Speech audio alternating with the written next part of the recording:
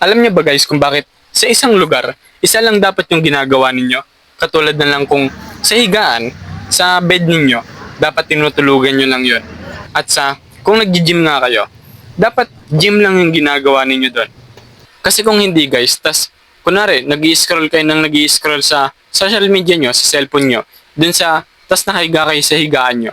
Kapag hihiga na ulit kayo dun sa higaan nyo, mararamdaman nyo na parang gusto nyo mag-scroll ulit ng mag-scroll sa social media nga ninyo.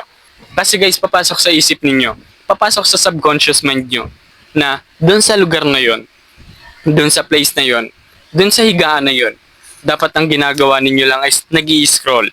At hindi na pumapasok sa isip ninyo, dun sa subconscious mind nyo, na dapat yung pagtulog, yung ginagawa nga dun sa higaan na yon.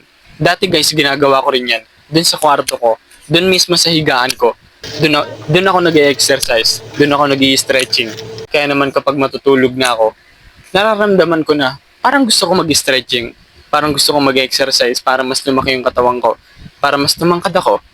Ganon din na, dun din sa higaan na yon, sa kwarto din na yon, dun din ako nagbabasa, dun ko rin pinapataas yung kaalaman ko. Kaya naman, kung hindi ko nararamdaman yung pag-i-stretching at pag-exercise, nararamdaman ko naman na parang gusto ko magbasa. Parang gusto ko pang palawakin yung kaalaman ko.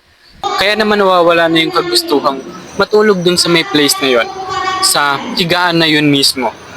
Kung nanonood nga rin kayo ng mga self-improvement tips guys, may encounter nyo na sasabihin nila dun na dapat meron kang isang lugar na dun ka lang mag-aaral.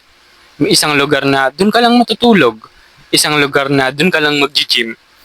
Dati hindi ko na appreciate yung turo na yon kasi parang ba't kailangan iba-iba pa? Bakit hindi na lang sa isa tapos gawin mo lahat, 'di ba? Pero yun nga, mas mahihirapan ka nga kapag ganun. Hindi nga nahirapan yung physical mo na maglipat-lipat ka ng pwesto. Pero nahirapan naman yung isip mo. Nahihirapan siyang mag-process. Nahihirapan siyang ano nga ba talaga yung tama? Ganon. Kasi yung subconscious natin guys, yung subconscious mind natin, hindi niya pinipilter kung tama ba yun o hindi. Basta pinapasok niya na lang yung idea, yung isang bagay dun sa utak nga natin. Yun lang guys. Follow for more value. God bless.